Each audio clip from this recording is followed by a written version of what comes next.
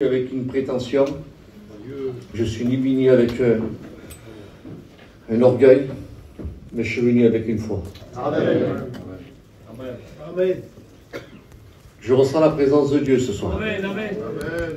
Et je crois de tout mon cœur que le Seigneur est présent. Je suis content de ce programme que les frères ont mis en place.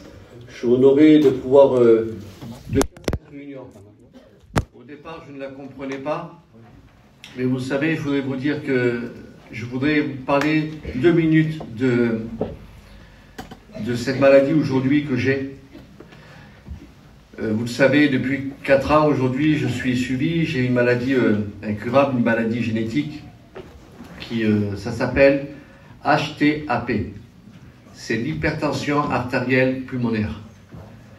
C'est une maladie c'est l'artère du poumon qui m'abîme le cœur.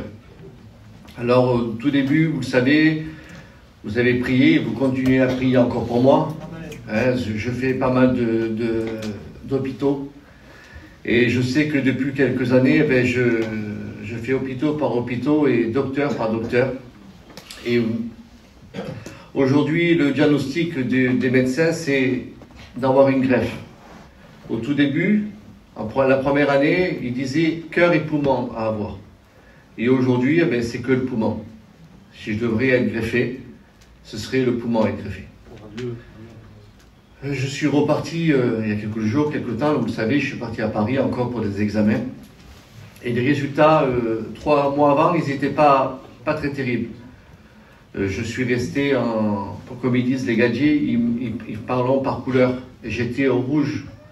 Il disait que la maladie à l'avance, ça devient sévère, ça veut dire que parfois vous voyez, au lieu d'être, je suis déjà noir de peau, mais parfois je suis rouge.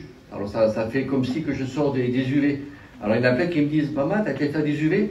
Alors je dis rien, ils ne savent pas que c'est ma maladie qui est comme ça. Et ça fait que voilà, il y a ces effets qui sont secondaires, c'est des choses qui sont très très dures pour moi.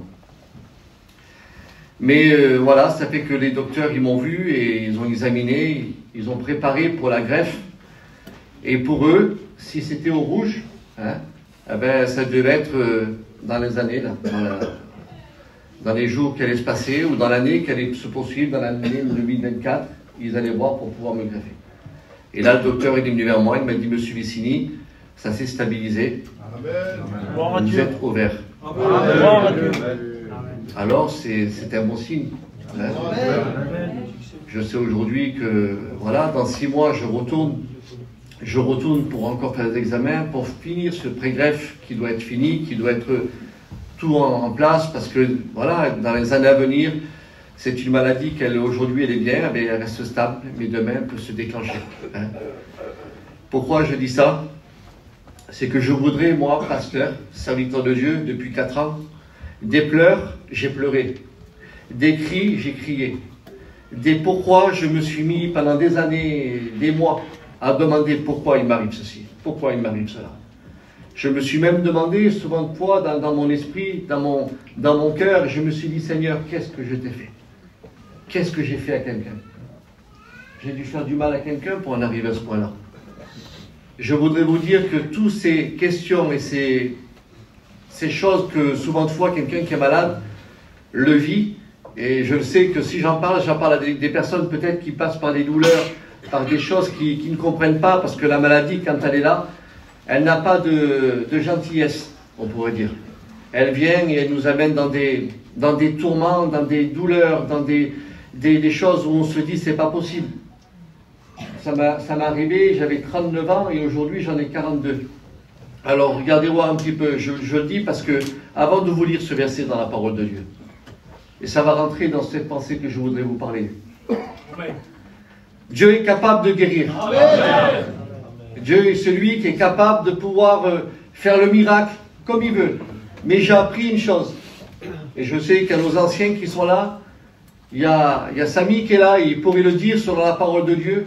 J'ai appris une chose, je n'ai jamais déclaré ce que Dieu ne m'a pas demandé de déclarer. Alléluia. Amen. Je le redis. Parce qu'il y a trop de personnes qui déclarent des choses que Dieu n'a pas demandé, qu'il n'a jamais déclarées. Écoutez, Paul, qui était un serviteur de Dieu, qui était plus que John, je voudrais vous dire que lui-même était malade. Et il a demandé à 3 reprises. Ça veut dire qu'il a prié 3 fois le Seigneur pour que Dieu le guérisse. Et il y a un frère qui m'avait dit cette pensée. Il dit, John, pourquoi, pour quelle raison Paul a prié 3 fois?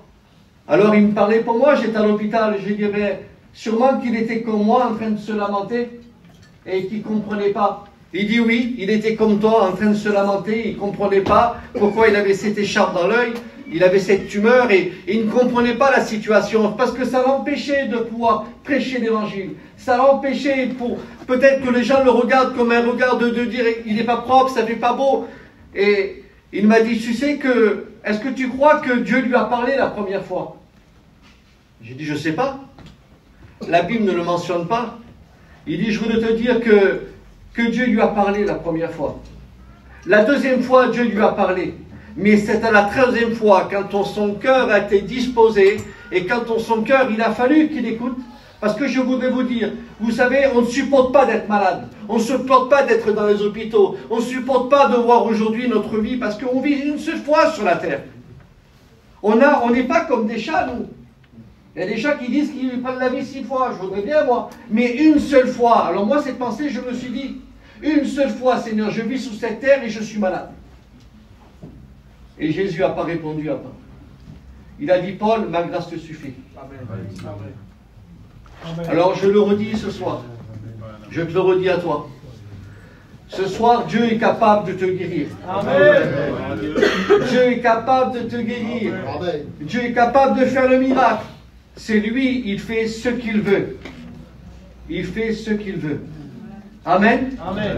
Je voudrais prier le Seigneur et je voudrais vous lire une parole et vous nous amener à cette réflexion-là, vous amener à cette expérience que je vis aujourd'hui à travers ce message, à travers ce que Dieu m'a donné de pouvoir vous transmettre ce soir et de pouvoir sortir victorieux. Amen. Amen. Amen. Amen. Amen. Dieu triomphe. Amen. Jésus triomphe. Amen.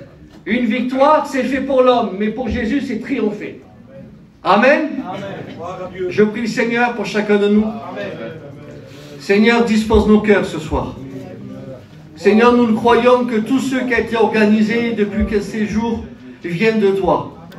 Nous voulons voir ta main agir si toi tu le veux. Seigneur, nous ne voulons pas que tu sois dehors de cette église, nous voulons que tu sois là. Nous voulons que nous réalisons, Seigneur, qu'à travers ta parole qui est ouverte, c'est toi qui vas parler, c'est toi qui vas agir, c'est toi qui vas révéler les choses dans les vies. Amen. Comment faire, comment se tenir devant une bénédiction, comment, Seigneur, saisir ce que tu dois nous donner. Seigneur, tu n'as pas changé. Tu es le même hier, aujourd'hui, éternellement. Et je crois ce soir au miracle. Je crois à ta parole. Je crois à ce que tu es capable de faire, Seigneur. Mais c'est toi le maître de ce que... Gloire à Dieu. Fais ce que tu veux. Gloire à Dieu. Fais ce que tu veux, Seigneur. Amen. Je demande à ta famille, de Dieu, de prier le Seigneur, et je voulais le verser. Gloire à Dieu. Seigneur, à toi la gloire. Ton serviteur, tu le bénis. Tu inspires son cœur. Tu rives les pensées que tu veux nous dire ce soir dans son cœur. Que la grâce de Dieu soit sur lui au nom de Jésus. Donne-lui la parole, Seigneur. Maintenant. Amen. Amen. Amen. Amen. Je ne vais pas vous garder longtemps. 4 heures, ça vous va? Gloire à Dieu. Gloire à Dieu. Je voudrais vous lire ce verset dans la parole de Dieu. Un verset que vous connaissez. Je ne rajoute pas autre chose que mes frères prêchent. Je ne serai pas mieux ou rien du tout. Je dis ce que Dieu m'a mis dans mon cœur. Je le dis pour que vous compreniez bien ce message-là. Et c'est le message que Dieu m'a donné. C'est un message qui est dans mon cœur, ce que je veux vivre aujourd'hui. Et j'essaye de pouvoir vous le transmettre. Je ne peux pas aujourd'hui aller ailleurs, mais je suis ici que dans mon église, avec mes frères, les personnes que je connais, les personnes que, même qu'on n'a pas l'habitude de se voir, mais je sais une chose, c'est que vous avez beaucoup prié pour moi. Amen. Et je le dis de la part de Dieu, que vos prières, Dieu me le faisait ressentir. Amen. Amen. Alors je voudrais vous lire ce verset. Ça se trouve dans Matthieu 11 et au verset 3. Et cette parole-là, je le dis, on va essayer de le comprendre ensemble. Es-tu celui qui doit venir ou devons-nous en attendre un autre? Alors, quand j'ai lu ce passage-là, je l'ai lu au complet pour bien comprendre et réaliser un petit peu. Ça m'a un petit peu perturbé, les frères. Ça m'a un petit peu mis un petit peu dans un sens et je me suis dit, si ça aurait été Nicodème qui aurait pu dire cette parole, si ça aurait été un autre personnage de la parole de Dieu, mais j'ai dit pas Jean-Baptiste, pas celui qu'on pourrait dire que c'était celui qui avait préparé le chemin du Seigneur. Et là, à ce moment-là, il est là, il se retrouve dans un endroit où que lui n'avait pas l'habitude de se retrouver. Parce que la Bible nous dit que Jean-Baptiste, ils sont au rendez-vous à lui, c'était dans un désert. Les sacrificateurs, les scribes, les hommes de la loi, les hommes qui étaient dans le temple, se dérangeaient, sortaient du temple pour venir écouter cet homme. Et la Bible nous dit qu'à ce moment-là, il y a un effet qui se fait, c'est que lui se retrouve en prison. Eh oui, parce que je voudrais vous dire, vous savez, il y a des moments où que tout va bien pour nous. Il y a des moments où que la vie nous sourit, où qu'il y a des choses qu'on se dit, jamais ça nous arrivera à nous. Mais la vie, elle est comme ça. Elle est faite comme on ne peut pas la contrôler, la vie. Le seul qui contrôle notre vie, c'est Dieu. Et lui, il se retrouve en prison, et c'est peut-être un endroit que tu ne connaissais pas.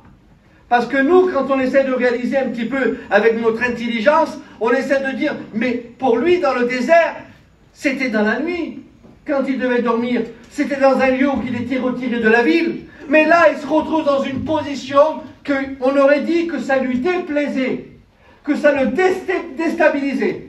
Eh bien, je voudrais te dire que la maladie, elle agit comme ça dans ton corps. Elle agit comme ça dans ton esprit.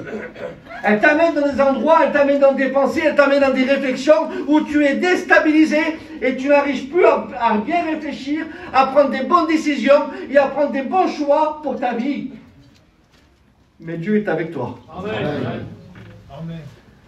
Et à ce moment-là, Jean-Baptiste, la seule chose que je peux vous dire ce soir, c'est que quand le doute s'installe dans un cœur. Alors, qu'est-ce que tu essayes de dire, John?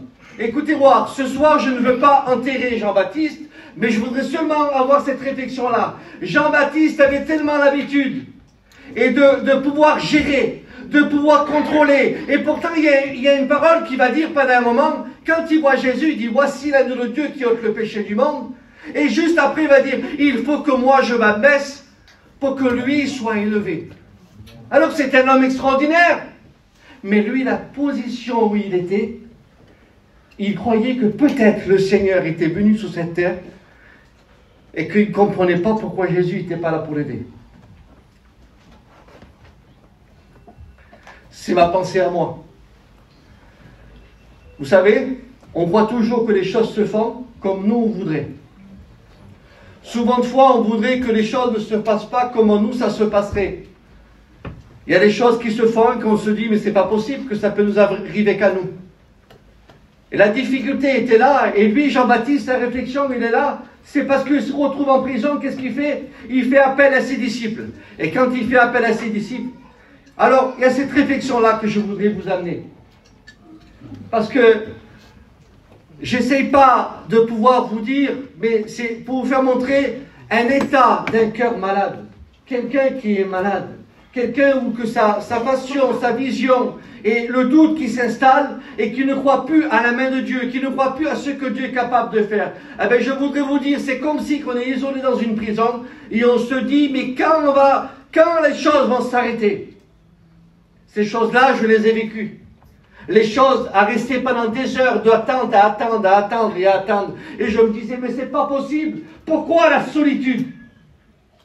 À attendre pour que le docteur y vienne, à attendre pour que le produit soit injecté, à attendre et à attendre. C'était des heures comme si je serais été en prison. Et le doute venait s'installer. Le doute était comme Jean-Baptiste. Mais à ce moment-là, quand les disciples ont été vers Jésus, les disciples ne comprenaient pas. Parce qu'eux, ils étaient un transfert. Ils devaient transférer un message que Jean-Baptiste avait dit. Parce que Jean-Baptiste se retrouvait dans un endroit où il ne comprenait pas lui-même. Et qu'on aurait dit qu'à ce moment-là, il n'arrivait pas à supporter cette épreuve. Écoutez, il y a beaucoup de personnes qui n'arrivent pas à supporter les épreuves. Et à cause qu'ils n'arrivent pas à supporter les épreuves, on ne les voit plus à la réunion. On ne les voit plus à pouvoir louer le Seigneur.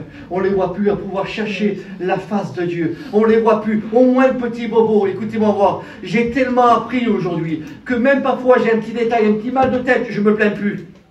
Parce que je sais qu'est-ce que c'est la douleur. Je sais qu'est-ce que c'est d'être malade. Mais toi, tout va bien. Tout va bien, toi. Et tu te plains tout le temps. Et la Bible nous dit qu'à ce moment-là, ce qui se passe, c'est que Jésus, il est là, il voit les disciples venir à lui, et quand les disciples commencent à venir devant Jésus, il lui dit, voilà, il lui parle, il lui dit, écoute, Jean-Baptiste, il est en prison, et sûrement, eux, ils lui dire, mais comment ça se fait que tu le laisses en prison? Et il dit, il veut savoir si on doit l'attendre un autre. Et regardez quand Jésus parle. Parce que la réunion ce soir, ce n'est pas un homme qui doit parler, c'est Jésus. Amen. Regardez ce que le Seigneur va dire. Les aveugles voient, les boiteux marchent, les lépreux sont purifiés, les sourds entendent et les morts ressuscitent. Et la bonne nouvelle est annoncée aux pauvres. Mais regardez voir, il y a une parole qui m'a plus plu que ça. C'est que Jésus va dire ces paroles. Il dit, va dire maintenant à Jean-Baptiste, heureux, heureux, heureux celui pour qui je ne serai pas une occasion de chute. Je ne sais pas, réalisez un petit peu. Savez-vous qu'est-ce que ça veut dire dans le mot occasion de chute? Heureux pour celui qui croit en moi et qui ne doute pas par rapport à la situation qu'il vit, parce que s'il croit en moi, il ne trébuchera jamais. Amen. Amen. Je le redis, c'est merveilleux, ça touche mon cœur. Parce qu'à ce moment-là, on comprend la position de Jean-Baptiste. On comprend qu'est-ce qu'il est en train de vivre. On comprend, et souvent de fois, je voulais te dire qu'à ce moment-là, il fallait que ce soit plus que des paroles. Jésus est en train de faire montrer qu'est-ce qu'il était. Il est en train de dire, aujourd'hui, Jean-Baptiste, je vais témoigner de toi. Comment ça? Parce que Jean-Baptiste n'avait rien demandé, hein. Il ne savait pas que Jésus allait témoigner de lui. Mais il est en train de l'encourager en disant aujourd'hui, Jean-Baptiste, les heures que tu as passées dans le désert, les moments que tu avais des douleurs, les moments que tu étais en prison, je voulais te dire, à cause que tu as cru en moi, ne doute pas dans ton esprit, ne crois pas que tu as fait des choses pour dire de les faire. Non, c'est parce qu'aujourd'hui, en moi, parce que tu as cru en moi, il n'y a pas de chute. Amen. Amen. Que Dieu soit béni. Tu ne trébucheras plus. Amen. Parce que tu as cru en moi.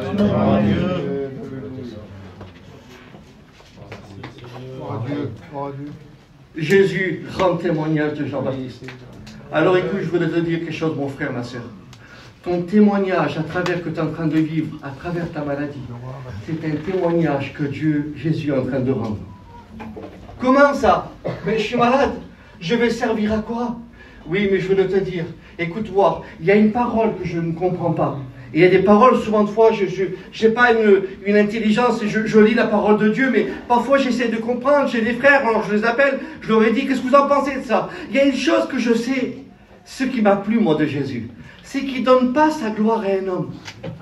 Mais il y a un moment où, dans un récit, dans une histoire, dans la parole de Dieu, la Bible dit que les disciples vont dire, mais comment ça se fait qu'il est aveugle et c'est à cause de ses parents qu'il est comme ça? Et il va dire cette parole. Il dit, non, il faut que je me glorifie en lui. Seigneur, ça veut dire qu'il ne donne pas sa gloire à un homme, mais il donne sa gloire pour la guérison. C'est ça, Samy? Que je ne me trompe pas, hein? Je ne vais pas me tromper, je ne vais pas amener une fausse doctrine. Ça veut dire dans un sens, il est capable de donner sa gloire pour que toi tu sois guéri. Amen. Amen. Amen. Est-ce que vous êtes avec moi? Amen. Alors à ce moment-là, les paroles de Jean-Baptiste, comment? Il s'en foutait là. Ben oui, comprends-le. Coupe-moi la tête, coupe-moi le bras, je m'en fous. Il a dit, à cause que j'ai cru en lui, il n'y a pas, je ne peux plus trébucher. Écoute-moi, arrête de trébucher parce que tu te dis qu'encore tu dois aller à l'hôpital. Arrête de trébucher parce que le traitement te fait du mal. Arrête de trébucher parce que tu te dis, personne ne vient me visiter. Arrête de trébucher. Je veux te dire ces paroles. Christ est avec toi. Amen. Dieu est avec toi. Gloire à Dieu. Amen. Alors maintenant, je vais t'amener sur un exemple, puis après je finirai par ça. Et après, on va prier pour toi. Parce que Dieu va te guérir. Amen. L'histoire de deux hommes, Paul et Silas, se retrouvent en prison. Mais pas de la même manière que Jean-Baptiste. Jean-Baptiste a eu peur de l'épreuve dans la prison.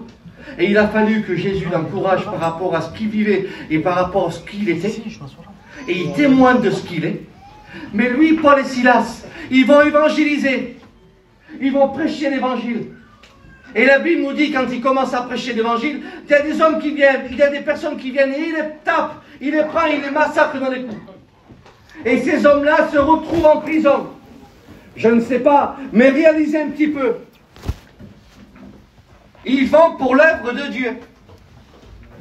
Et je me disais, moi pareil, Seigneur, je prêche, et est-ce que je vais encore prêcher? Seigneur, est-ce que je vais être encore dans l'œuvre de Dieu? Est-ce que les frères vont m'appeler pour pouvoir prêcher? Parce que quand ils me voient, ils disent, t'es fatigué, Dieu? Et moi je meurs. Je meurs parce qu'il y a un feu. Je dis, oui, je suis fatigué. Je veux prêcher. Je ne dis pas ça pour m'appeler prêcher, les frères. Je dis ça comme ça, c'est mon expérience à moi. Mais je sais une chose, c'est qu'à ce moment-là, Paul et Silas se retrouvent en prison. Et Silas, il a peut-être regardé Paul en disant, c'est pas possible, Paul. Regarde, si je ne t'aurais pas suivi, on ne serait pas mangé dans les coups. Regarde où on se retrouve. Mais Paul ne dit pas un mot, ni Silas dit un mot. Écoutez, ce que je vais dire ce soir, je vais le dire parce que je le vis aujourd'hui dans ma vie. Je le vis dans mon petit ministère que Dieu m'a donné. C'est petit, c'est petit dans mon cœur. Mais je sais qu'il y a quelque chose que Dieu m'a donné et je voudrais vous le partager. Amen. On ne peut que donner ce qu'on a reçu. Tu ne peux pas donner si tu ne reçois pas. Alors Paul et Silas se retrouvent en prison, mais prêts à accepter l'épreuve. Alors je voulais te dire cette parole. La guérison va venir à toi quand tu vas accepter l'épreuve. La guérison va venir à toi, le soulagement dans ton cœur va venir à toi. Pourquoi tu dis ça, John? Écoute, je ne suis pas guéri, mais Dieu m'a soulagé. Amen. Dieu m'a amené dans un domaine, écoutez-moi voir, où que des pleurs étaient en train de pleurer, des larmes en train de pleurer parce que je ne voulais pas que ma femme me voie, je ne voulais pas que mes enfants me voient. J'étais tout seul dans la chambre et en train de verser des larmes. Et le Seigneur, il n'arrêtait pas de me dire dans mon cœur, pleure plus, mais chante.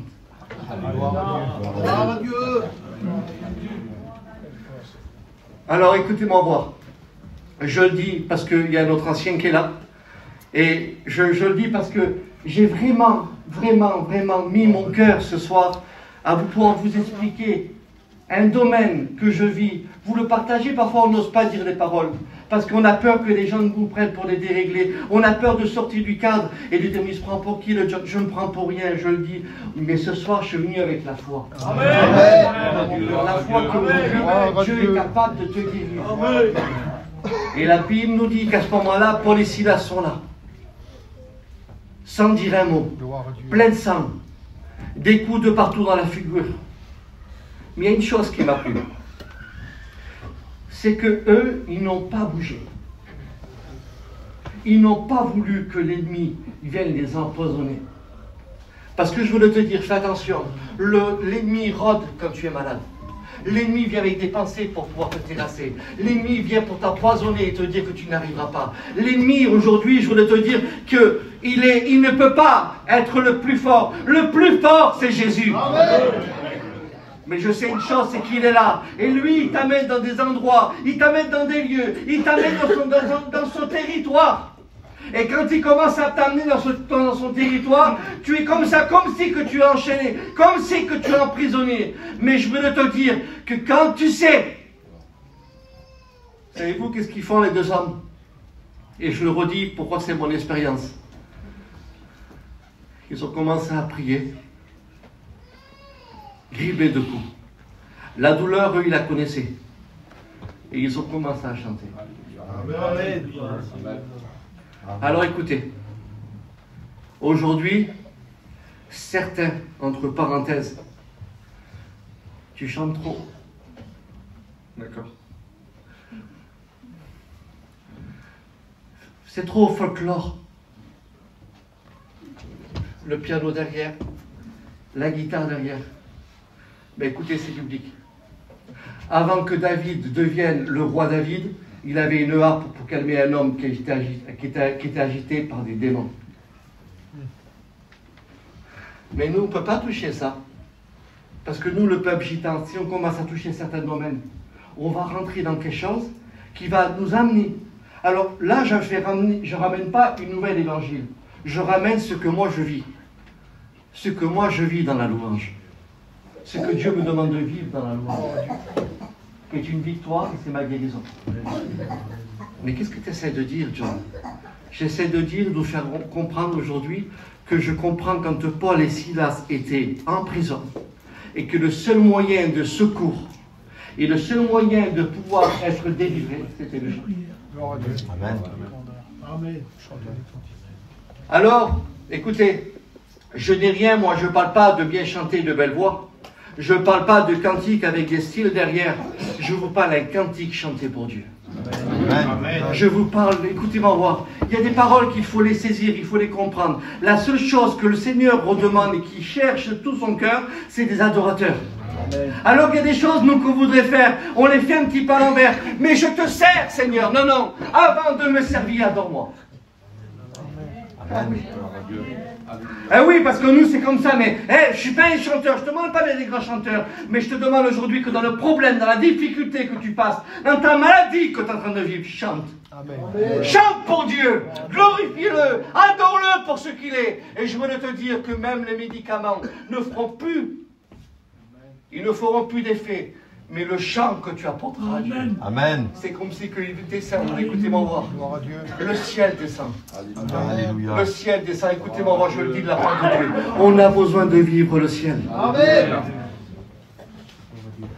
Gloire à Dieu. Tu te mélanges un peu dans ton message. Non, je dis qu'est-ce que je vis. Alors, certains disent, pas besoin de mélodie. Mais si vous verrez les versets qu'il y a dans la parole de Dieu, à travers la mélodie, à travers les accords des instruments, à travers les chants des louanges, si vous verrez. Alors je le dis parce que pour moi c'est un sujet qui m'apporte, un sujet que je vis aujourd'hui. Ça veut dire qu'il n'y aura pas de mal. S'il y a des fautes que j'aurais dit dans mon langage, ou des choses qui vous amèneraient à d'autres. Écoutez, je le dis parce que ça, c'est très très important aujourd'hui. Et je sais bien vous le faire comprendre.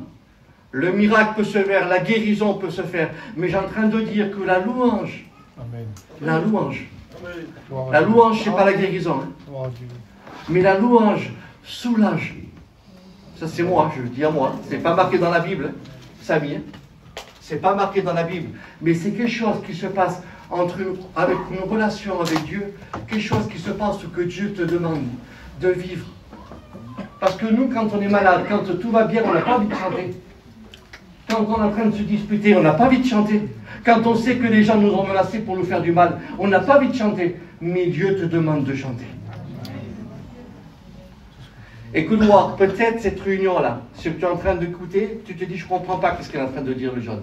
Mais un jour, quand tu vas le vivre, cette situation, je veux te dire à toi, mon frère, ma soeur qui est ici, Dieu va te guérir. Des hommes de Dieu vont prier pour toi. Et je le crois que la guérison va se faire. Mais je veux te dire quelque chose. Qu'est-ce qui va soulager? C'est quand tu vas adorer ton Dieu. Et que tu vas commencer à lui chanter des cantiques. La Bible nous dit, quand ils ont commencé à chanter des cantiques, il y a eu un tremblement de terre. Je ne sais pas vous, mais réalisez un petit peu. Est-ce que c'est des choses que nous on a inventées? Est-ce que c'est une nouvelle Bible qu'on essaie de vous dire? Non, c'est des choses qui sont bibliques, des choses qui sont là depuis des années, creusées dans la parole de Dieu. Et nous, on passe à côté.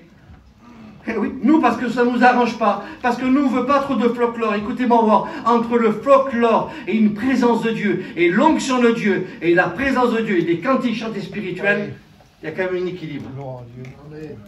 Écoutez-moi voir. Avant qu'il prophétisait, l'homme de Dieu, il disait, il y a une guerre. Qu'est-ce qu'il faut faire? Oui, c'est biblique. Hein? Il va faire venir, faites-moi venir Ina. David, c'était pas David, hein, mais pour vous faire montrer. Hein? Une harpe était en train de jouer. Aujourd'hui, on a mélangé. On voit des personnes en train de jouer pendant des heures. Ah ben je le dis moi, pour certains c'est déréglé. Ah ben je dis pour certains entre guillemets, entre parenthèses, je fermerai la parenthèse. Ah ben ça reste un petit peu public. Il joue de la harpe. Écoutez-moi voir. Hein. Et quand il a commencé à jouer de la harpe, à ce moment-là, il a commencé à prophétiser. Mais pourquoi? Mais pourquoi? Dis-moi, John, pourquoi? Parce que le chant de la musique, le chant de l'adoration, le chant de faire pour Dieu, ben c'est accompagné par Dieu.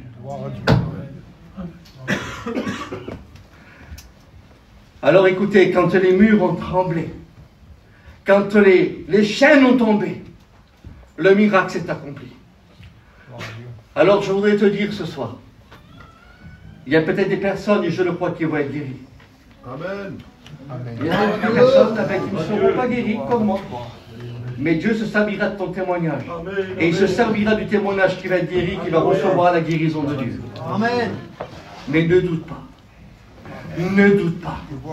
Je veux te dire que la louange, dans ce que tu vas vivre avec Dieu, Dieu va t'apporter beaucoup. Alors je voudrais vous dire, j'ai marqué parce qu'il y a plus de versets que ça, mais j'en ai tiré 7 de versets. 7 de versets qui nous prouvent dans la parole de Dieu que la louange, écoutez-moi voir, que la louange, c'est la résidence de Dieu.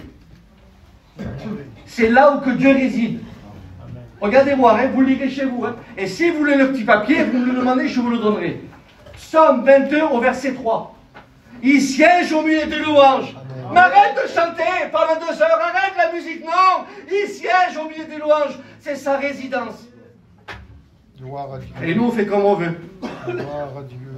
Écoutez-moi voir, je ne sais pas pourquoi, mais je le dis parce que Dieu m'a demandé de le dire ce soir. Il faut aujourd'hui qu'il y ait des choses qui se passent. Il faut qu'il y ait des choses qui se produisent dans nos cœurs. Il faut aujourd'hui d'arrêter de cesser de pouvoir programmer ce qui n'est pas programmable. Les déréglés, c'est dehors, mais la présence de Dieu, c'est ici. Premier, écoutez-moi voir, c'est merveilleux. Accès à la présence de Dieu, tu le liras. Psaume 100 au verset 4. Et tout ça, c'est par rapport à la louange. La louange est un vêtement que Dieu vous offre et qui chasse l'esprit de lourdeur. Ça ne vous arrive pas souvent de fois, là, que vous êtes lourd? Vous sentez un poids sur vous et vous n'êtes pas bien. Et vous sentez, comment ça se fait? Oui, je le dis, c'est un remède. Oui, je le dis, ce n'est pas une guérison, mais c'est un remède. Et la Bible nous dit dans Ésaïe 61 au verset 3. Tu le liras et tu comprendras. Vous voulez qu'on aille un peu plus loin et après je finis par ça et on va prier le Seigneur. La louange apporte la délivrance. Pas possible. Psaume 50 au verset 23. La louange apporte la protection et t'es préservé. Je ne sais pas, réalise un petit peu. Tu chantes, tu amènes chez toi la louange, tu amènes chez toi l'adoration, tu es gardé. Amen. Psaume 59 au verset 17. La louange combat l'ennemi. C'est pas possible. C'est pas possible. Vous allez voir. Ça veut dire que j'essaie de te t'amener aujourd'hui, ce soir, à des réflexions, des choses aujourd'hui que tu dois te servir. C'est biblique, c'est spirituel. Et ça va t'amener à grandir avec Dieu. Amen. On a besoin de voir des hommes et des femmes spirituels. C'est vrai que tu es malade. C'est vrai que tu souffres. Mais c'est vrai que Dieu va te guérir. Amen. Il nous a tout laissé. Tout le monde en poids pour qu'on soit guéri. Oui. La louange permet à Dieu de combattre pour vous. Pas possible. Oui, tu liras dans 2 Chroniques 20 au verset 22. Dieu plaça une embuscade. Et savez-vous qu'est-ce qu'ils avaient? Pas d'armes. Hein? Ils ont chanté. Ils ont chanté pour Dieu. Vous voulez qu'on ferme nos yeux, s'il vous plaît? Gloire à Dieu. Je voudrais qu'on laisse un petit peu place, s'il vous plaît, devant. Gloire à Dieu. Gloire au Seigneur. Merci Seigneur. Gloire à Dieu. Merci Seigneur.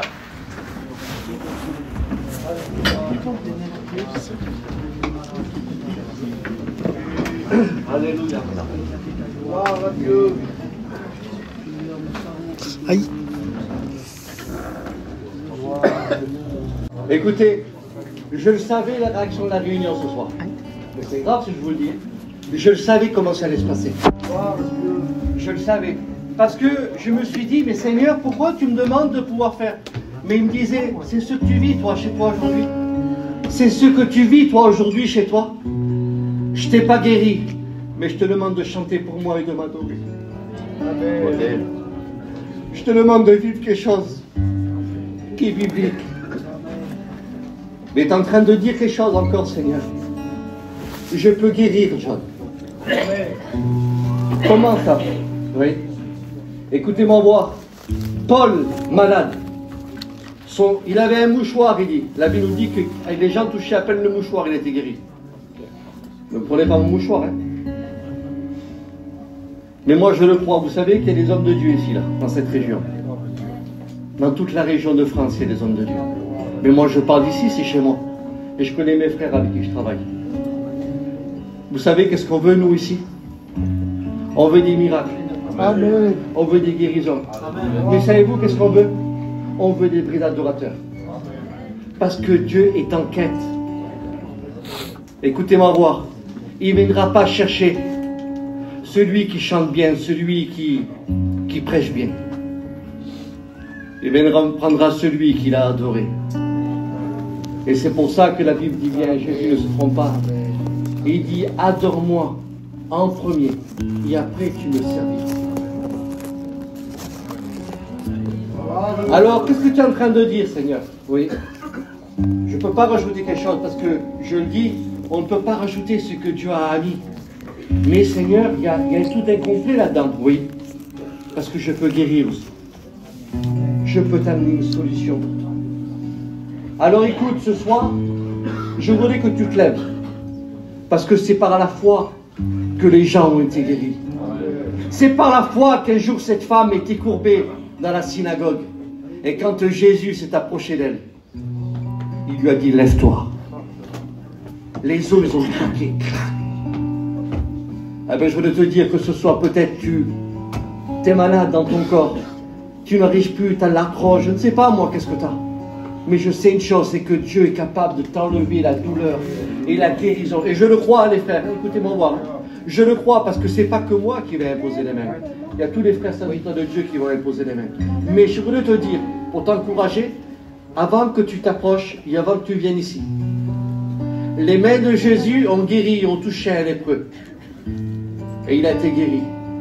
Les mains de Jésus ont été capables de pouvoir guérir un homme depuis 38 ans. Il a été capable de dire à cet homme, prends ton lit et marche. Amen, amen. Gloire à Dieu. Les mains de Jésus, ce n'est pas nos mains, mais la Bible nous dit dans Marc 16 au verset 18, vous imposerez les mains aux malades et les malades seront guéris. Amen. Amen. Gloire à Dieu. Amen. Viens, approche-toi. Gloire à Dieu. Je fais cet appel. Viens, approche-toi. Viens, approche-toi. C'est pour toi la guérison. Amen. Ne doute pas. Viens, approche-toi. Adore ton Dieu. Fais montrer au Seigneur ce soir que la foi qu'anime ton cœur, Dieu va te guérir. Venez, approchez-vous. Amen. Alléluia. Est-ce que vous le croyez? Amen. Gloire à Dieu. Alléluia. Alléluia. Venez, approchez-vous. Je demande à ceux qui sont en bonne santé, je voudrais que vous intercédez, que vous priez, parce que vous allez accomplir ce que la Bible nous demande de faire, d'intercéder pour nos frères et nos sœurs qui passent par la difficulté. Des miracles vont se faire ce soir, au nom de Jésus. Au nom de Jésus, c'est Jésus qui guérit, c'est Jésus qui guérit. Alléluia. Je voudrais que, pour les personnes qui sont devant, levez vos mains au ciel. Levez tous vos mains au ciel. Amen. Pour ceux qui sont devant. Est-ce que vous le croyez maintenant que Dieu va agir? Je voudrais que vous priez le Seigneur. Je demande aux frères, venez les frères, serviteurs de Dieu, approchez-vous. Beauté, Seigneur. Croyez-le maintenant que vous allez le recevoir. C'est entre vous et Dieu. Réalisez de ces mains de Jésus que quand ils ont été posées pour chaque personne dans la parole de Dieu ont été guéris. Alléluia, alléluia. Venez les frères, approchez-vous. Serviteurs de Dieu, approchez-vous, priez le Seigneur.